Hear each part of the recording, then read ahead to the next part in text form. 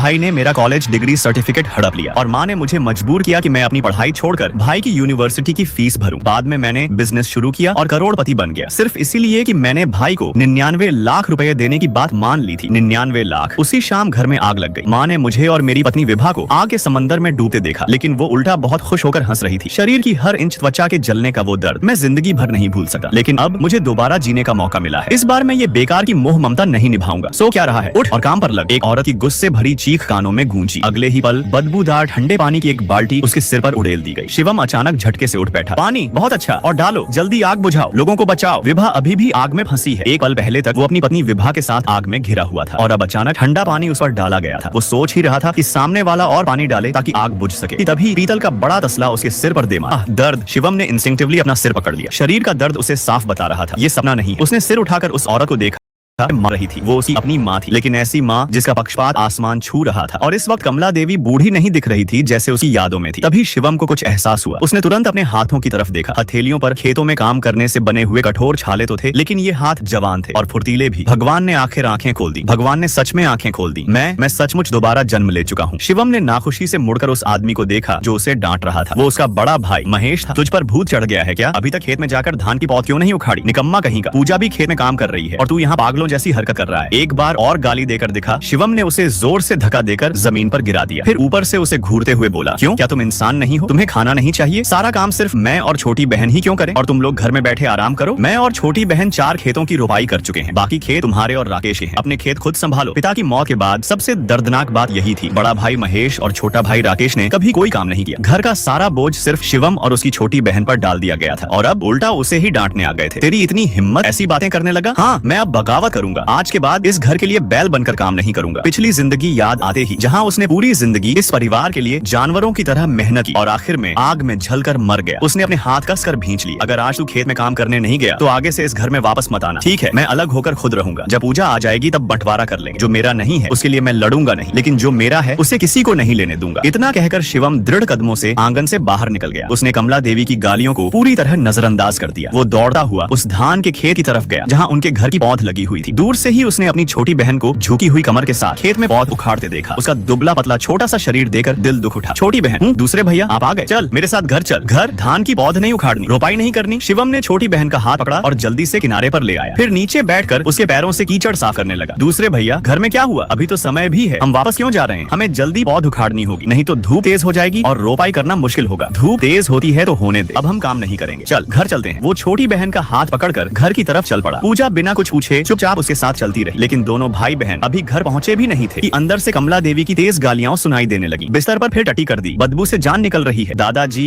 इस वक्त शिवम बस अपने दादाजी को अच्छे से साफ करना चाहता था। फिलहाल उसका कमला देवी से बहस करने का मन नहीं था। उसने सिर्फ गुस्से से उसकी जाती हुई पीठ को घूरा। रुको, मैं अभी आता हूँ। पूजा जल्दी से पानी का एक टब लेकर आई। तुम बाहर जाओ, मैं दादाजी को साफ कर देता हूँ। दूसरे भैया, मैं दरवाजे के बाहर ही हूँ, जरूरत पड़े तो आवाज देना, ठीक है? तुम दादाजी के साफ कपड़े ले आओ, ठीक है? शिवम ने दादाजी के कपड़े बदलवाए और फिर उन्हें उठाकर आंगन में धूप सेंकने के लिए बैठा दिया। पास बैठा महेश तीनों को तिरस्कार भरी नजर से देख रहा था। छोटी बहन, तुमने भी सुबह से कुछ नहीं खाया, पहले जाकर खाना खा लो, मैं दादाजी को खिला देता हूँ। ठीक है, खाना खाकर मेरे लिए भी एक कटोरी ले आना। महेश ने यह सुनते ही गुस्से से शिवम को घूरा। खा खा खा, बस खाना ही आता है, क्यों नहीं खा खा कर मर जाता? शिवम सीधे उसके पास गया और एक लात मार दी। चुपचाप अपनी गंदी किताब देख, अगर फिर बकवासी ना तो दादाजी को खाना खिलाने के बाद सबसे पहले तुझे ही सबक सिखाऊंगा। 2 जन्मों की नफरत शिवम की आंखों में साफ दिखाई दे रही थी। उसकी डरावनी नजर देकर महेश की हिम्मत नहीं हुई आगे कुछ बोलने की। दूसरे भैया, मैं पेट भर चुकी हूँ, अब आप खा लो, ठीक है? तभी बाहर घूमकर लौटी कमला देवी ने देखा कि शिवम और पूजा अभी भी घर पर है। उससे तुरंत गुस्सा आ गया। अरे अभी तक खेत पर नहीं गए? दूसरे भैया, चलो खेत चलते हैं। छोटी बहन, मैंने कहा ना आज हम खेत नहीं जाएंगे और आज के बाद मैं तुम्हें खेत में काम भी नहीं करने दूंगा। तेरी इतनी हिम्मत, हरामी, आज बड़ा शेर बन रहा है, अपनी माँ के खिलाफ जाएगा, आज तुझे जान से मार दूंगी। कमला देवी का गुस्सा फूट पड़ा। उसने पास रखा बांस का डंडा उठाया और सीधे शिवम पर हमला कर दिया। भैया जल्दी हटो, माँ सच में बहुत गुस्से में है। लेकिन तभी शिवम ने जोर से धक्का दिया और कमला देवी धड़ाम से जमीन पर गिर पड़ी। अरे राम, बेटा अपनी माँ को मार रहा है। अब इस दुनिया में कोई इंसाफ नहीं बचा। मैंने इसे पैदा करके पाला किस लिए? अब मैं कैसे जीऊंगी? शिवम, तूने मेरी माँ को हाथ लगाया, मैं तुझे जान से मार दूंगा। महेश गुस्से में शिवम की तरफ दौड़ा, लेकिन शिवम ने उसकी उठी हुई टांग को बीच में ही पैर से दबा दिया। आह, दर्द दर्द। महेश को यकीन नहीं हो रहा था कि हमेशा चुपचाप मेहनत करने वाला शिवम आज बार बार उस पर हाथ उठा रहा है। छोड़ छोड़ मुझे, अगर हिम्मत है तो छोड़, मैं तुझसे 300 राउंड लड़ूंगा। शिवम ठंडी हंसी हंसा। तुझे हराने के लिए एक ही वार काफी है, 300 राउंड की जरूरत नहीं। दूसरे भैया, ये क्या कर रहे हो? क्या सच में बड़े भैया को मारोगे? दोगे? तुम्हें क्या हो गया है? इतने में छोटा भाई रवि कमरे से बाहर आया। वो कमला देवी को उठाते हुए शिवम से सवाल करने लगा। रवि एक चालाक और नकली शरीफ इंसान, पिछले जन्म में भी वो हमेशा दोनों तरफ की बातें बनाकर फायदा उठाता था और आज भी उसे शिवम से सवाल करने की हिम्मत हो रही थी। दादाजी बूढ़े हैं और बीमार भी, उन्हें खेत में नहीं जाना चाहिए। माँ की उम्र भी हो चुकी है, उनका शरीर भी जवाब दे रहा है। अगर वो खेत में नहीं जाती तो मैं समझ सका हूँ, लेकिन तुम और महेश दोनों जवान हो, फिर तुम लोग खेत में काम क्यों नहीं करते? पूरा 6 लोगों का परिवार है और सिर्फ मैं और छोटी बहन ही दिन रात काम करें, जबकि तुम लोग घर में पड़े आराम करो। क्या बकवास कर रहा है तू? कौन आराम करता है? मैं हर दिन घर में पढ़ाई करता हूँ। मैं जल्द ही कॉलेज एंट्रेंस एग्जाम देने वाला हूँ। शिवम ने जमीन पर पड़ी उसकी किताब उठाई और सीधे उसके चेहरे पर दे मारी। ये घटिया प्रेम कहानियां पढ़कर कॉलेज निकलेगा तू? फिर उसने डर चुकी कमला देवी की तरफ देखा। मैं घर का बंटवारा चाहता हूँ। आज के बाद दादाजी और छोटी बहन मेरे साथ रहेंगे और तुम दोनों बेटे अपनी माँ के साथ रहना। जारी। शिवम ने साफ साफ घर बांटने की बात रख दी। घर बांटना चाहता है? सपने देख रहा है क्या? जब तक मैं जिंदा हूँ ये घर कभी नहीं बटेगा। कमला देवी जानती थी कि शिवम और पूजा ही घर के असली मेहनती लोग हैं और पूजा भी अब शादी की उम्र में पहुंच रही थी। वो उसके दहेज से पैसे कमाने का सपना देख रही थी, इसलिए वो किसी भी हालत में पूजा को जाने नहीं देना चाहती थी। शिवम ने भी ठंडे स्वर में जवाब दिया, और मैं भी साफ कह रहा हूँ आज ये घर बटकर रहेगा। हाय राम, अब तो जीना ही बेकार हो गया। कमला देवी जमीन पर बैठकर जोर जोर से नाटक करने लगी। तभी दादाजी ने हाफी आवाज में कहा, बस करो। लेकिन कमला देवी ने उनकी बात को बिल्कुल नजरअंदाज कर दिया। दादाजी आप चिंता मत करो। शिवम सच सच बता, क्या तूने सच में घर बांटने का फैसला कर लिया है? हाँ दादाजी, मैं आपको और पूजा को अपने साथ ले जाना चाहता हूँ। अब मैं आप दोनों को और तकलीफ नहीं सहने दूंगा। पिछले जन्म में दादाजी पर कमला देवी ने इतना अत्याचार किया था कि वो अगली सर्दी तक भी जिंदा नहीं रह पाए थे, लेकिन इस बार शिवम दोबारा जन्म लेकर लौटा था। वो दादाजी को लंबी उम्र देना चाहता था। दादाजी की आंखें भर आईं। अच्छे बच्चे, इन सालों में तूने बहुत दुख झेले हैं। मुझे बैठक वाले कमरे में ले चल, मैं तेरा घर बांटने का सपना पूरा करूंगा। जी दादाजी। शिवम ने दादाजी को उठाकर घर के मुख्य कमरे में सबसे ऊपर वाली जगह पर बैठा दिया। दादाजी ने धीरे से कहा, अपनी माँ को अंदर बुलाओ और तुम लोग सब बाहर खड़े रहो। चाहे कुछ भी हो जाए, कोई भी दरवाजे के पास आकर हमारी बातें सुनने की कोशिश नहीं करेगा, ठीक है? शिवम ने चिंता से कहा, दादाजी आप गुस्सा मत करना। फिर उसने कमला देवी की तरफ देकर चेतावनी दी, मेरे दादाजी तुमसे ठीक से बात करना चाहते हैं। अगर उनकी एक भी बाल बराबर बेइज्जती की ना, तो मुझसे बुरा कोई नहीं होगा। इतना कहकर शिवम महेश के पास गया और उसके कंधे पर जोरदार लात मार दी। हरामी, तुझे दिमाग खराब हो गया है क्या? मेरी माँ ने कुछ नहीं कहा, फिर मुझे क्यों मार रहा है? शिवम ने ठंडे स्वर में जवाब दिया, तो क्या हुआ अगर तुझे मारा? हिम्मत है तो अपनी माँ को बचा ले। महेश चिल्लाया, तू बड़ा मर्द बन रहा है क्या? हाँ, और सबसे पहले तुझे ही मारूंगा। अगर अब भी अंदर जाकर दादाजी की बात नहीं मानी तो और भी मार पड़ेगी। महेश हमेशा से कमला देवी का सबसे प्यारा बेटा था। उसे चोट लगती तो दर्द माँ को होता था और शिवम यही बात अच्छी तरह जानता था। कमला देवी गुस्से से कांपती हुई बोली, ठीक है मैं अंदर जा रही हूँ। अब उसके पास कोई दूसरा रास्ता नहीं था। वो गुस्से में बड़बड़ाती हुई कमरे में घुस गई। बूढ़े आदमी, क्यों बुलाया है मुझे? दादाजी ने शांत स्वर में कहा, दरवाजा बंद कर दो। कमला देवी तुरंत ताना मारते हुए बोली, वाह, मैं भले अभी भी जवान दिखती हूँ, लेकिन आखिर हूँ तो तुम्हारी विधवा बहू। दिन दहाड़े एक कमरे में दरवाजा बंद करके बैठना अच्छा लगेगा क्या? तभी बाहर से महेश की दर्द भरी चीख सुनाई दी, आह माँ! शिवम बाहर फिर उसे मार रहा था। अगर दादाजी की बात नहीं मानी ना तो अब रवि की बारी है। ये सुनते ही रवि घबराकर दौड़ा और खुद जाकर कमरे का दरवाजा बंद कराया। कमरे के अंदर दादाजी ने सीधे मुद्दे पर बात की, मेरी और शिवम की जमीन अलग कर दो। मैं शिवम और पूजा के साथ पुराने तालाब वाले छोटे घर में रहूंगा। तू अपने दोनों बेटों के साथ अलग रह और पूजा की जमीन तुम लोग रख लेना, उसे मुआवजा समझ लेना। कमला देवी तुरंत भड़क उठी, इतना आसान नहीं है। अगर वो चला गया तो घर का सारा काम कौन करेगा? दादाजी ने ठंडी नजर से उसकी तरफ देखा, शिवम तुम्हारा असली बेटा नहीं है। मैंने आज तक ये बात उससे छुपा कर रखी ताकि उसे लगे कि उसकी भी एक माँ है, लेकिन अगर तू नहीं मानी तो मैं उसकी सच्चाई उसे बता दूंगा। कमला देवी का चेहरा एकदम सफेद पड़ गया। जब वो इस घर में बहू बनकर आई थी तब शिवम के पिता श्यामलाल पहले ही शिवम को कहीं से लाकर पाल रहे थे और महेश उसका अपने पहले पति से पैदा हुआ बेटा था। सालों तक कमला देवी ने शिवम की असली पहचान छुपा कर रखी ताकि वो माँ का कर्ज महसूस करे और इस घर के लिए जानवरों की तरह काम करता रहे। लेकिन अब शिवम का बदलता स्वभाव देखकर उसे डर लगने लगा था कि कहीं ये राज खुल ना जाए। कुछ देर सोचने के बाद उसने दांत भींचकर कहा, ठीक है, घर बांटना है तो बांट लो, लेकिन सिर्फ तुम दोनों अलग जाओगे। पूजा मेरी बेटी है, वो यहीं रहेगी और मेरी सेवा करेगी। और सुनो, अगर तुम लोग तालाब वाले घर में रहोगे तो इसका मतलब तालाब भी तुम्हें चाहिए, तो बदले में अपनी खेत वाली जमीन छोड़नी पड़ेगी। फिर उसने दादाजी को उकसाने की कोशिश की, मत भूलो तुम्हारा असली पोता सिर्फ रवि है। क्या मरने के बाद अपनी अच्छी जमीन उस पराये लड़के को दे दोगे? तालाब वाली जमीन ज्यादा कीमती नहीं थी, मछलियां कम निकलती थी और खर्चा ज्यादा था, इसलिए कमला देवी खुद उसे नहीं चाहती थी। दादाजी ने शांत स्वर में कहा, खेती वाली जमीन तुम रख लो, लेकिन मेरे नाम की सूखी जमीन मैं अपने पास रखूंगा। आखिर शिवम ही मेरा बुढ़ापा संभालेगा, मैं उसे खाली हाथ नहीं छोड़ सकता। कमला देवी ने बस ठंडी आवाज में हूं कहा। हालांकि वो खुश नहीं थी, लेकिन उसने विरोध भी नहीं किया। तभी दादाजी ने बाहर आवाज लगाई, शिवम अंदर आ जाओ। शिवम तुरंत कमरे में दौड़ता हुआ आया। दादाजी बुलाया, तेरी माँ घर बांटने को मान गई है, अब से हम दोनों तालाब वाले घर में रहेंगे। मेरी सूखी जमीन और तेरे हिस्से के खेत हमारे होंगे। शिवम तुरंत बेचैन होकर बोला, सिर्फ मैं और आप? छोटी बहन का क्या? पिछले जन्म में जैसे ही पूजा 20 साल की हुई थी, कमला देवी ने उसे पैसों के लिए एक बूढ़े कुंवारे आदमी को बेच दिया था और उसकी जिंदगी बर्बाद हो गई थी। दादाजी ने भारी आवाज में कहा, शिवम हम दोनों मर्द हैं, पूजा का हमारे साथ रहना ठीक नहीं लगेगा, बेहतर होगा कि वो अपनी माँ के साथ रहे। शिवम अभी तक नहीं जानता था कि वो और पूजा असली भाई बहन नहीं है, लेकिन गाँव वाले ये बात जानते थे। अगर दोनों साथ रहते तो गांव की औरतें तरह तरह की गंदी बातें बनाती। शिवम तुरंत बोल पड़ा, अपनी सगी बहन और दादाजी के साथ रहने में क्या दिक्कत है? शिवम, क्या तू अपने दादाजी की बात मानेगा या नहीं? तभी पूजा धीरे से बोली, दूसरे भैया आप दादाजी के साथ अलग रह लो। बड़े भैया और रवि दोनों आदमी हैं। माँ की तबीयत भी ठीक नहीं रहती। उन दोनों के लिए माँ की देखभाल करना आसान नहीं होगा, इसलिए मुझे यहीं रहने दो। वो जानती थी कि शिवम उससे बहुत प्यार करता है, लेकिन वो नहीं चाहती थी कि परिवार में और लड़ाई हो। शिवम ने गहरी सांस ली। दादाजी, अब जब हम अलग हो ही रहे हैं तो हमारे घर का फैसला मैं करूंगा, इस बार मेरी चलेगी। फिर उसने कमला देवी की तरफ देखकर सख्त आवाज में कहा, माँ आज छोटी बहन मेरे साथ जाएगी, तुम मानो या ना मानो उसे मैं अपने साथ लेकर ही जाऊंगा। अगर नहीं माना तो मैं महेश और रवि को रोज 3 बार पीटूंगा, ठीक वैसे जैसे लोग दिन में 3 बार खाना खा रहे हैं। ये सुनते ही दोनों भाई डर कर एक दूसरे के पीछे छुप गए। महेश घबरा कर बोला, अरे छोटी बहन को इसके साथ जाने देना, इसने तो मुझे पहले ही अधमरा कर दिया है, अब फिर मुझे मत पिटवाओ। रवि भी तुरंत बोला, हाँ हाँ मुझे भी अब मार नहीं खाना, इसे जो चाहिए दे दो, वैसे भी छोटी बहन 2-4 साल बाद शादी करके चली ही जाएगी। कमला देवी ने तुरंत पैसों का हिसाब लगाना शुरू कर दिया। शादी करके जाएगी तो दहेज भी मिलेगा। शिवम, अगर तू 100 रुपए देगा तभी मैं अपनी बेटी को तेरे साथ जाने दूंगी। माँ आप ये क्या कह रही हो? दूसरे भैया के पास इतने पैसे कहाँ होंगे, उन्हें परेशान मत करो। लेकिन कमला देवी ने कठोर आवाज में कहा, 100 रुपए से 1 पैसा कम नहीं होगा। हरामी, बहुत अकड़ दिखा रहा था ना, बिना पैसे के क्या उखाड़ लेगा? घर भी बांटना है और मेरी काम करने वाली बेटी को भी ले जाना है, सबने देख रहा है क्या? चुपचाप इसी घर में बैल बनकर काम कर। महेश और रवि भी तुरंत बोल पड़े, हाँ 1 पैसा कम नहीं होना चाहिए वरना घर नहीं बटेगा। शिवम कुछ देर चुप रहा, फिर उसने शांत आवाज में कहा, ठीक है 100 रुपए ही सही, लेकिन पैसे मैं अभी नहीं दूंगा, नए साल की रात यानी 31 दिसंबर को दूंगा। हालांकि शिवम अपनी कमाई का 1 पैसा भी कमला देवी को नहीं देना चाहता था, लेकिन अगर इन 100 रुपयों से वो पूजा को अपने साथ ले जा सकता था तो वो इसे कुत्ते को डाली हुई रोटी समझेगा। कमला देवी की आंखें चमक उठी, अगर अभी पैसे नहीं दे सकता तो साल के आखिर में 100 नहीं पूरे 200 रुपए देने होंगे। शिवम ने उसकी आंखों में देखकर पूछा, पक्का? हाँ पूरे 200। ठीक है। फिर शिवम ने पूजा से कहा, जाओ गांव के प्रधान जी को बुला कर लाओ। ठीक है। पूजा तुरंत घर से बाहर निकल गई। कमला देवी फिर बोली, सुन शिवम, मैंने बेटी को तेरे साथ भेजने की बात मान ली है, लेकिन उसके हिस्से की खेती और जमीन तुम अपने साथ नहीं ले जाओगे। शिवम ने धीरे से अपनी मुट्ठी उठाई। तीनों माँ बेटों के चेहरे डर से सफेद पड़ गए। ठीक है ले जाओ जो लेना है, सच ही कहा गया है, बुरे लोग हमेशा अपने से ज्यादा खतरनाक इंसान से डरते हैं। कुछ देर बाद गांव के प्रधान जी आ गए। शिवम, पूजा ने बताया कि तुम लोग घर बांटना चाहते हो। हाँ, मैं दादाजी और छोटी बहन को लेकर अलग रहना चाहता हूँ। इसके बाद शिवम ने प्रधान जी को सारी शर्तें विस्तार से बता दी। प्रधान जी ने कमला देवी और उसके बेटों की तरफ देखा। तुम लोग इन शर्तों से सहमत हो? शिवम की उठी हुई मुट्ठी देकर तीनों के चेहरे फिर से पीले पड़ गए। हाँ हम मानते हैं। प्रधान जी ने पूजा से पूछा, बेटी क्या तुम भी अपने दूसरे भैया के साथ जाना चाहती हो? हाँ मैं जाना चाहती हूँ। ठीक है, तो फिर मैं अभी बंटवारे का लिखित कागज तैयार करता हूँ। आज जो तय होगा उसे बाद में कोई बदल नहीं सकेगा। प्रधान जी ने जल्दी ही बंटवारे का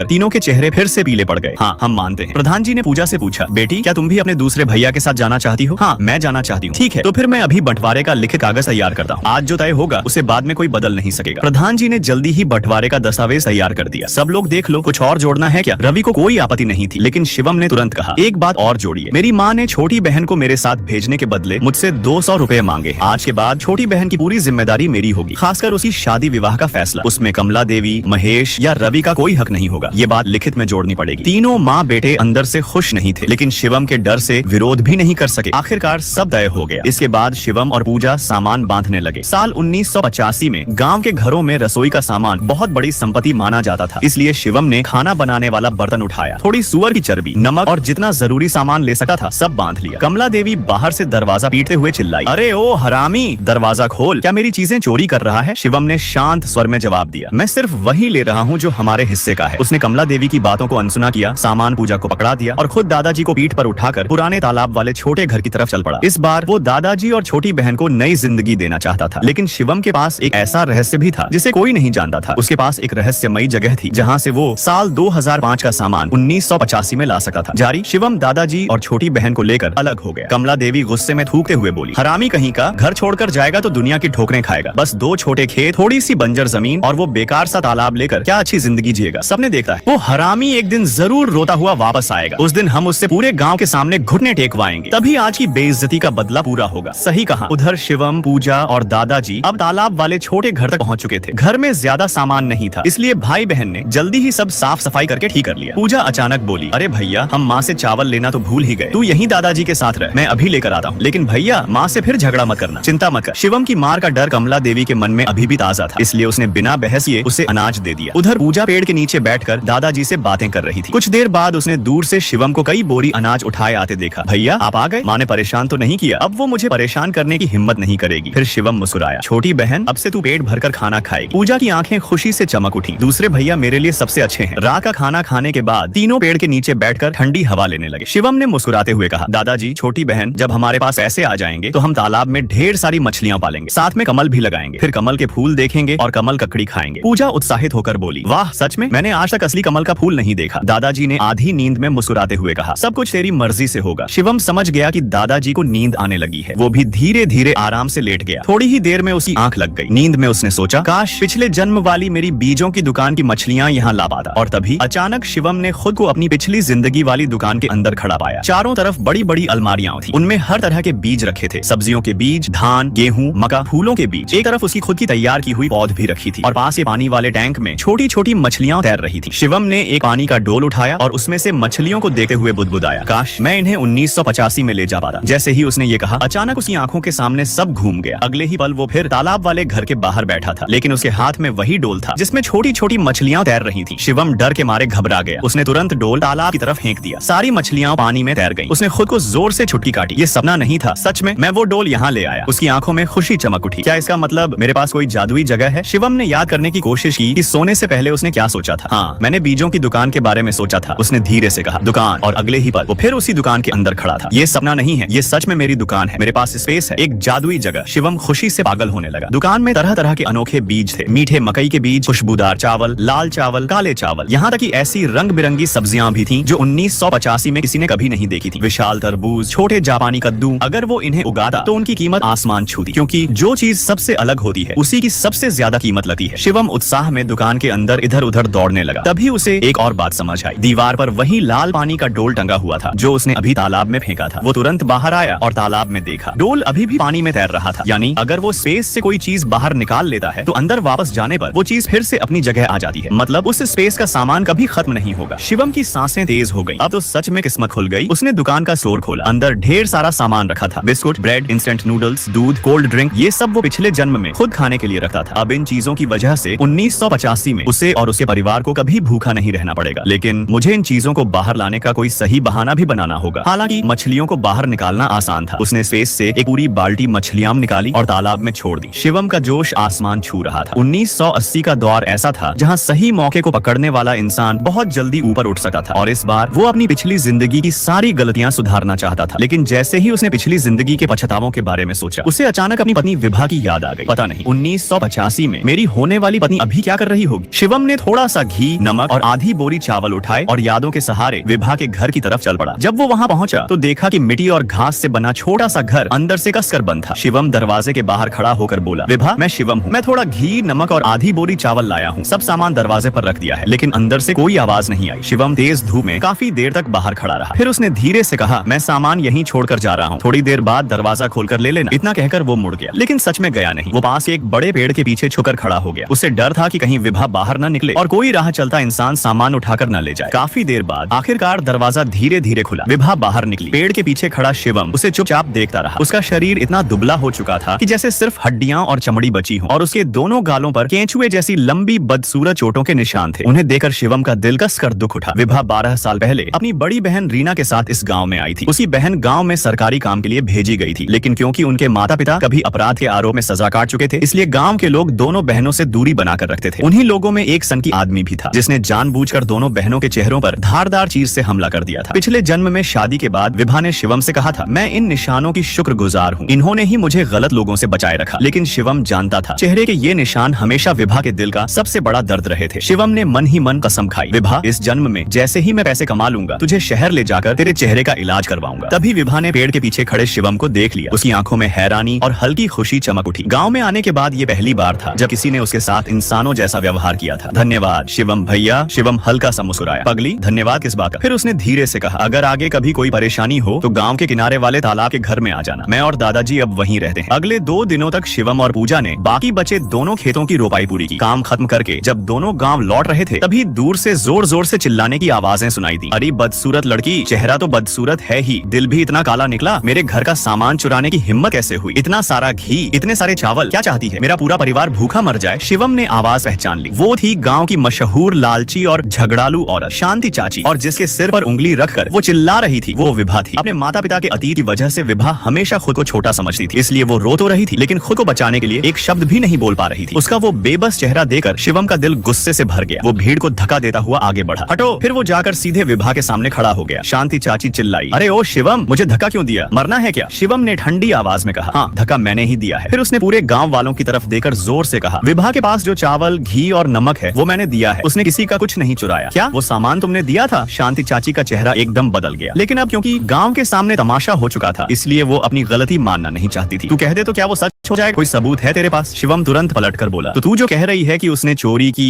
उसका क्या सबूत है तेरे पास? शांति चाची अकड़ कर बोली, चोरी का सामान ही सबूत है। शिवम हल्का सा हंसा, अच्छा अगर ऐसी बात है तो आज मैं भी तेरी असली औकात सबको दिखा देता हूँ। वो नीचे झुका और चावल वाली बोरी खोल दी। उस बोरी के अंदर काले धागे से शी लिखा हुआ था। शिवम ने ऊंची आवाज में कहा, देखो सब लोग, अगर इसे पढ़ना नहीं आता तो तुम लोग ही बता दो, क्या ये मेरे घर का निशान नहीं है? गाँव वाले तुरंत बोल उठे, हाँ ये तो शिवम के घर का निशान है। सही कह रहा है। फिर शिवम ने विभा के हाथ से घी और नमक वाला मिट्टी का बर्तन लिया और उसे ऊपर उठाकर सबको दिखाया, और ये देखो इस बर्तन पर भी वही निशान बना है। पूरे गांव में सिर्फ हमारा परिवार ही ये निशान इस्तेमाल करता है, तो ये सामान हमारा हुआ या इसका? अब भीड़ धीरे धीरे शांति चाची को घूरने लगी। 1985 के उस दौर में गांवों में लोग शादी ब्याह या दावतों के समय एक दूसरे से बर्तन, मेज और सामान उधार लेते थे, इसलिए लोग अक्सर अपने बर्तनों पर परिवार का निशान बना देते थे ताकि कोई गलती से उठा न ले जाए थे। और पूरे गांव में सिर्फ शिवम का परिवार ही शी निशान इस्तेमाल करता था। भीड़ में से लोग बोलने लगे, अरे शांति चाची अब क्या हुआ? अचानक चुप क्यों हो गई? शर्म नहीं आती क्या? दूसरों का सामान हड़पने चली थी, ऊपर से लड़की पर चोरी का इल्जाम लगा दिया। सच में बहुत घटिया हरकत है। ऐसे लोग ही गांव का नाम खराब करते हैं। अब गांव वाले मिलकर शांति चाची को ही सुनाने लगे। शांति चाची का चेहरा लाल पड़ गया। अच्छा अच्छा, गलती हो गई मुझसे, ठीक है अब ज्यादा मत बोलो। इतना कहकर वो निकलने लगी, लेकिन तभी शिवम ने जोर से कहा, रुको। फिर उसने गुस्से में कहा, विभा से माफी मांगो। मेरी होने वाली पत्नी पर चोरी का झूठा इल्जाम लगाकर अब ऐसे ही भाग जाओगी? पूजा भी तुरंत बोली, हाँ तुम तो बस मेरे भैया का सामान हड़पना चाहती थी, इसलिए झूठ बोलकर विभा दीदी को चोर बना दिया। गाँव वाले भी चिल्लाने लगे, हाँ माफी मांगो, बेचारी लड़की की इज्जत मिट्टी में मिला दी। शांति चाची झुंझलाकर बोली, अरे मैंने जानबूझकर थोड़ी किया, गलती हो गई बस। गलती? शिवम की आंखें ठंडी हो गई। अगर अभी विभा से माफी नहीं मांगी तो मैं सीधे पुलिस में रिपोर्ट करूंगा। किसी पर झूठा इल्जाम लगाना अपराध होता है, और अगर जेल नहीं जाना चाहती तो 16 रुपए 8 आने का शगुन देकर इसकी बदनामी का दोष उतारो। क्या इतने पैसे? 1985 के समय में जब 1 किलो चावल मुश्किल से कुछ पैसों में आता था, 16 रुपए 8 आने बहुत बड़ी रकम मानी जाती थी। गाँव में एक पुरानी परंपरा थी, अगर कोई किसी की इज्जत खराब करे या झूठा दोष लगाए तो उसे अपशकुन मिटाने के लिए सामने वाले को शगुन देना पड़ता था, और रकम तब तक तय नहीं मानी जाती थी जब तक पीड़ित पक्ष संतुष्ट न हो जाए। शांति चाची गुस्से से कांपने लगी, शिवम ज्यादा मत उड़, तुझे इससे क्या मतलब? तू इसकी इतनी तरफदारी क्यों कर रहा है? शिवम ने बिना झिझक जवाब दिया, क्योंकि सामान मेरा था और मुझे गलत बात बिल्कुल पसंद नहीं। फिर उसने ठंडी आवाज में कहा, अगर कोई परेशानी है तो मन में दबाकर रख। भीड़ में किसी ने मजाक उड़ाते हुए कहा, अरे शिवम कहीं तू इस बदसूरत लड़की को पसंद तो नहीं करने लगा? दूसरा आदमी हंस पड़ा, हाँ वरना कौन किसी को इतना महंगा सामान देता है? चेहरा देख उसका, ऊपर से अपराधी परिवार की बेटी। हाँ हाँ हाँ। पूरी भीड़ हंसने लगी। विभा का चेहरा शर्म और दर्द से झुक गई। शांति चाची आखिर डर गई। ठीक है मैं पैसे देती हूँ। उसने मजबूरी में 16 रुपए 8 आने निकाल कर शिवम को दे दूंगा। इसके बाद शिवम तेजी से विभा के घर की तरफ बढ़ गया। भैया आप आ गए? पूजा खुश होकर बोली। अंदर से रीना दीदी की कमजोर आवाज आई, शिवम पूजा आज तुम लोगों ने हमारी बहुत मदद की, यहीं खाना खाकर जाना। लेकिन उनकी आवाज के साथ तेज खांसी भी सुनाई दे रही थी। शिवम तुरंत समझ गया, पिछले जन्म में विभा ने उसे बताया था कि रीना दीदी को दमा था, अगर समय पर दवा मिल जाती तो वो आसानी से ठीक हो सकती थी। लेकिन उस दौर में जब लोगों के पास खाने तक के पैसे नहीं थे, महंगी दवाइयां मिलना लगभग नामुमकिन था। आखिरकार दमा की वजह से उनकी मौत हो गई थी। लेकिन इस जन्म में सब अलग था, क्योंकि शिवम के जादुई स्पेस में आधुनिक दवाइयां मौजूद थी। उसने मन ही मन सोचा, मुझे जल्दी कोई बहाना बनाकर इन्हें दवा देनी होगी। तभी विभा मुस्कुराकर बोली, हाँ शिवम भैया आज यहीं खाना खाइए। शिवम हंस पड़ा, मना तो मैं भी नहीं करूंगा, लेकिन तुम्हारे यहाँ बर्तन कम है, ऐसा करो तुम दोनों मेरे तालाब वाले घर चलो, खाना तुम बनाओगी, सामान मैं दूंगा। विभा झिझक गई, ये ठीक रहेगा क्या? शिवम मुस्कुराया, क्यों, क्या तुम हमें खाना नहीं खिलाना चाहती? फिर मजाक में बोला, मैं और पूजा पूरे दिन खेत में काम करके आए हैं, अब खाना बनाने की ताकत नहीं बची। विभा धीरे से मुस्कुराई, मैं बनाऊंगी। रीना दीदी ने भी अंदर से कहा, जाओ विभा, उन्होंने हमारी मदद की है, उनके लिए खाना बनाना तो बनता है। फिर वो जोर जोर से खांसने लगी। विभा की आंखें भर आईं। दीदी आप ठीक तो हैं? शिवम अचानक बोला, मैं जरा पीछे जाकर आता हूँ। वो घर के पीछे गया और तुरंत अपने स्पेस में प्रवेश कर गया। वहाँ से उसने दमा की 2 दवाइयाँ निकाली और जेब में छुपा ली। फिर वापस आकर बोला, मैंने थोड़ी बहुत देसी दवा के बारे में पढ़ा है, मैं रीना दीदी को देखता हूँ। फिर उसने पूजा और विभा से कहा, तुम दोनों बाहर जाओ, इतना शोर होगा तो मैं ध्यान से नहीं देख पाऊंगा। दोनों लड़कियां चुपचाप बाहर चली गईं। तभी शिवम ने जल्दी से से जेब से दवाइयां निकालकर रीना दीदी के हाथ में रख दी। ये खांसी और सांस की दवा है, लेकिन ध्यान रखना इसके बारे में किसी को मत बताना, विभा को भी नहीं, वरना बहुत बड़ी मुसीबत हो सकती है। रीना दीदी हैरान रह गई। ये दवा? उस द्वार में दवा मिलना बहुत मुश्किल था। शिवम ने धीरे से समझाया, ये गोली रात को सोने से पहले खानी है और ये वाली सांस लेने के लिए है। रीना दीदी की आंखें भर आई। धन्यवाद, मैं किसी को नहीं बताऊंगी। इसके बाद तीनों तालाब वाले घर की तरफ चल पड़े। उधर दादाजी अब पहले से थोड़े मजबूत लग रहे थे। समय पर खाना मिलने की वजह से उनकी टांगों में भी थोड़ी ताकत लौट आई थी। वो घर के बाहर बैठे शिवम के लौटने का इंतजार कर रहे थे।